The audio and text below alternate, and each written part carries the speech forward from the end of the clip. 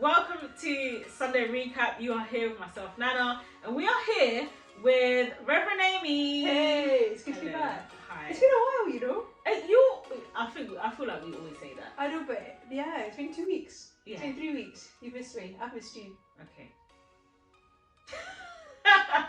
Welcome back to Sunday Recap. Welcome back to Sunday Recap. So, you preached on Sunday. I did. And we are still on our series Devoted. We are. And we're talking about, last week we spoke about our faith that grows up. That's right. And now we're talking about our faith that grows out. Love it. Yeah. So, as per usual, you know, it's a particular challenge that sometimes you fail quite badly at. But we'll give you another Thank chance. you for this encouragement all the time. You know, second chances and all that. Seventh, Or third, fourth, fifth, 10th chance. So, in 3 minutes, can you give us a 3-minute recap of what you preached about on Sunday? I can try. Nana, so in our Sunday service, we were talking about what does it mean to be a church who shares our faith. Like, as we grow up in our faith, as we go deeper in our walk with Jesus, what does it mean for our faith to leak out? That we would be people who speak about the reason for the hope that we have. And actually, we're talking about this story from Luke's Gospel about when Jesus calls the disciples. They've been fishing all night, they've caught nothing. Jesus comes along, teaches the crowd, and then says to Simon Peter, "It's time to go fishing." Simon Peter's like, "Why would we fish? We've caught nothing." "Don't you know it's home time, Jesus?" Anyway, he follows the instruction. They throw the nets out, they take in this crazy amount of fish. And then Simon Peter freaks out because, like, who is this guy that just does crazy, miraculous food shops? And Jesus says to him, "Simon, don't be afraid. Instead, I have plans for you." And for Simon, that means he's no longer going to be a fisherman catching cod. Instead, he will be the one who helps catch men for Jesus. And so we were talking a little bit around what does it mean to follow the instructions Jesus gives. So right after this story, the disciples, Jesus says, "Come and follow me," and they leave everything and they go. And actually, for us as Christians, we are maybe better at that commandment. So come and follow me, we start to follow Jesus. But actually, Jesus' final words to the disciples weren't "come and follow me," they were "go and share." So we were thinking about, as we come and follow Jesus, as we go deeper in our faith, we also need to be people who grow outwards as well, that we're people who share. What's the reason for our hope? What makes us different? Because if Jesus changes our lives, he also changes the lives of everyone else around us too. So we were thinking about, hey, why is it that it's so easy to talk about the latest TV show that gets us excited? Or for me at the moment, I'm sorry, I'm going to say it again, I know it's tough when your team aren't doing as well, but for Arsenal, because we're top of the league, and so it's really, really easy to talk about all the time, like, and I actually say, you know, as Arsenal fans, at the moment we're talking a lot about, oh, Jesus has really made a big change, he's transformed the fortunes of the team. But actually, why is it easy to talk about Jesus, who brings about football team change, and not talk about Jesus, who literally changes my reason for being?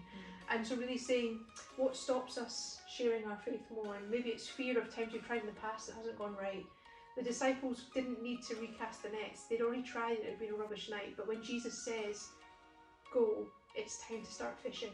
And so we were saying, you know, and actually as a church, we're not seeking to share the good news so that our church gets bigger. We're not sharing the good news so that more people think good things about St. Luke's.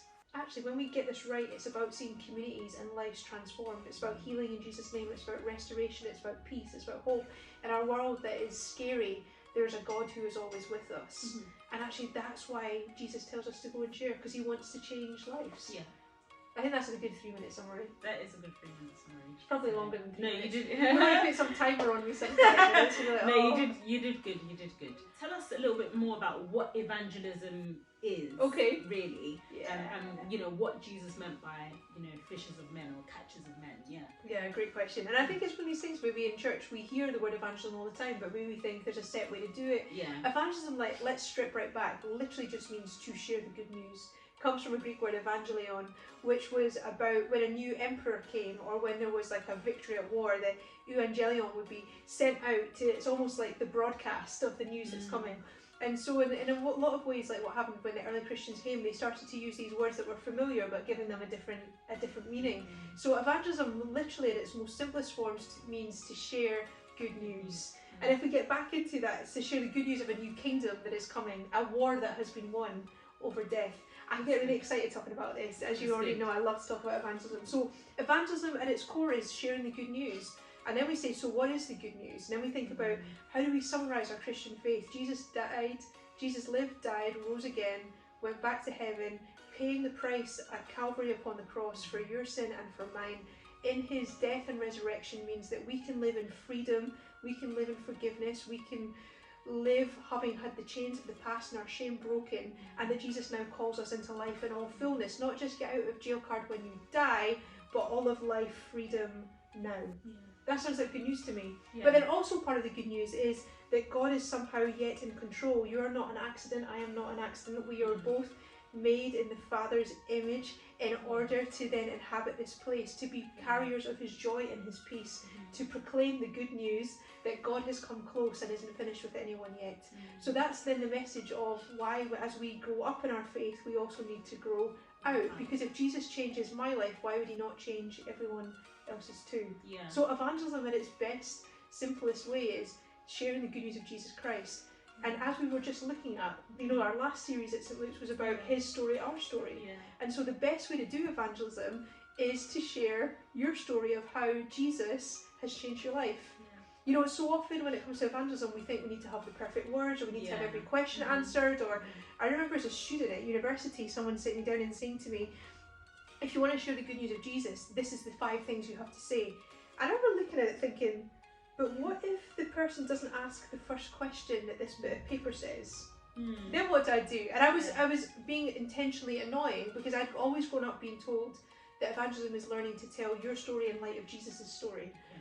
So you don't need to have anything memorised. There doesn't need to be a perfect sequence of questions.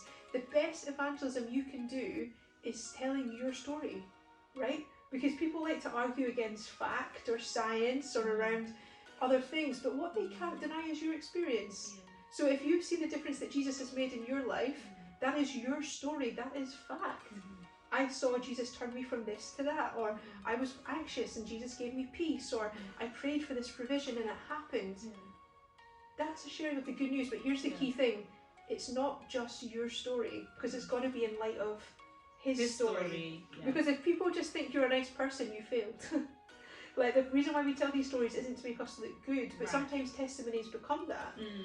Testimonies and evangelism is about sharing Jesus, because he is the hope of the world. He's the saviour, not us. That's right. So I guess that's some simple start of an answer about what is evangelism. It's sharing the good news. It's telling your story in light of his story, that people will come to know who Jesus is for themselves, and their life will be transformed. When we talk about evangelism, there are many different ways to evangelize. Of course, and what do you think are some of the things that make it maybe a bit challenging to evangelize, or maybe some things that maybe get in the way of us being able to evangelize that effectively? Yeah, I love what you're saying around there's many ways to evangelize, and actually maybe depending on what our church culture has been growing up, or how we maybe came to faith, we might think when we hear the word evangelism that it's someone up the front with a microphone shouting somewhere. Because so often maybe that's been our impression, it's been the evangelist's job. Some of us have an evangelistic gift, but actually as long as you're a follower of Jesus, you are an evangelist too. Because Jesus called all of his disciples to go and share the good news. So maybe some people have a particular ministry of evangelism, but it's not just solely their job to evangelize. Does that make sense? So there are many different ways to evangelize. There's big events, there's people you might see talking on the street. The best evangelism I see is when people talk to friends, neighbours, colleagues, because that's about building on relationship and connection. One thing we love now doing as a church is Alpha, and it's about conversations, it's invitational, it's not just shouting at people, but actually it's a gentle process of what happens. I think what puts us off is maybe we think we're not very good at it sometimes. And it can be awkward initially to start to talk about faith, in a way that it can be quite hard to maybe talk about things that are important with us. So we wonder, will someone reject me? Will they ask questions I don't know? What if I say the wrong thing? Sometimes it's just getting past those initial fears. For some of us, we'll have maybe have tried to share our faith once and it's been a total disaster. I know I've got stories where it hasn't played out the way I wanted to. I'm sure you do too, Nana. Times where you're like, oh, if only I'd thought about that and I wouldn't have said it that way. But hey, every time it doesn't quite go the way you want, it's a chance to learn. And then try again. And I was saying in the sermon, wasn't I, that if when we were learning to walk, we'd just given up the first time we fell over, like none of us would have learned to walk. Those of us who are learning to play a musical instrument, the first time you make a mistake doesn't mean you stop playing piano forever. it's actually, we've got to learn to give it a go again. The disciples, the night the gospel story happened, had caught nothing. They could have just gone home and given up. Hey, let's be something else. Instead, what did Jesus do? He said, hey, this time, try it again with me. And what happened? It's amazing. The miraculous catch came in. So let's not be people put off by hard experiences. Someone said to me once, I don't evangelise because I have no non-Christians friends. And I just told them to get a bit more of a life. And I mean that quite seriously. If you're in some weird position, I generally don't know how this person, I don't know if they just lived in a box, but literally they couldn't think of a colleague that wasn't Christian, a family member, a neighbour.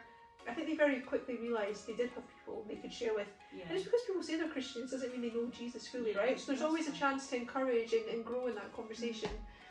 But who are the people God has placed around us in school, in college, in work, in Morrison's, on the bus? Like, who are the people we see all the time that we could be people who carry hope and light to? And actually, for all of us, we've probably got relatives, friends, neighbours. What does it mean for us to be someone that can introduce these people to Jesus? You know, when you said it a few weeks ago, you did this amazing sermon on holiness. I'm still harping on back to it. But actually, in the way that we live, we have the opportunity to be evangelistic. So in the principles we live by, in our way of being distinctive, when people then go, hey, why does Nana not do that? How do you respond to that question? Do you just laugh it off, or do you say, actually, it's because I believe in Jesus and this affects? So in our lifestyles, there's a chance. In the way that we conduct ourselves, there's a chance to. It's just thinking of how we live our lives intentionally as holy and set apart, but also seeing everything as an opportunity to evangelise without being creepy about it. Like, it's not a case of like making everything a reference. Like, that's weird. Please don't do that. But do think about who saves, not De Gea, but Jesus does. But like, that's weird. Man United fun. But actually, like, in the opportunities and the questions that people ask, will you talk positively about an encounter with Jesus? Will you talk about church that might make people want to come? There's just opportunities within just how we do life. When someone comes to you and they're upset about something, do we just kind of hug them, or do we say, hey, I'd love to pray for you about that? There's just opportunities to start to gently share something of our faith. I think there are, and it's a good challenge for us kind of moving forward in terms of how do we speak about our faith, how do we share the impact of Jesus Christ in our lives, like how do we do that, and not being afraid to share your story in light of the story, in light of God's story, of his son coming to save us from our sins, and how our lifestyle has changed after that. And I think it's it's a really good challenge for us to put ourselves into, because I don't think we speak about evangelism enough. And it kind of goes under the radar. But it's really good for it to be highlighted, especially in this series called Devoted. So thank you very much, Reverend Amy, for joining us on Sunday Recap. And if you still haven't seen the sermon from Sunday, please go back to our YouTube channel, our Facebook and our Instagram, and watch the replay there. And we, of course, will be back on Tuesday at 6:30 here at St. Luke's, and we'll be joining together to discuss what we've learned from Sunday, to fellowship, have food, and so you're very much welcome. We'll be here at St. Luke's Church, Roscoe Road, Tuesday 6:30 p.m. Please come along. Please bring a friend. Please bring biscuits. And biscuits, fancy M&S biscuits specifically, or just chocolate, Kit Kats, chocolate digestives, or anything sweet you can bring. That's pretty much how it works. So we'd love to see you there, and of course, we'll be here again on Sunday at 10:30 here at St. Luke's for our usual Sunday service.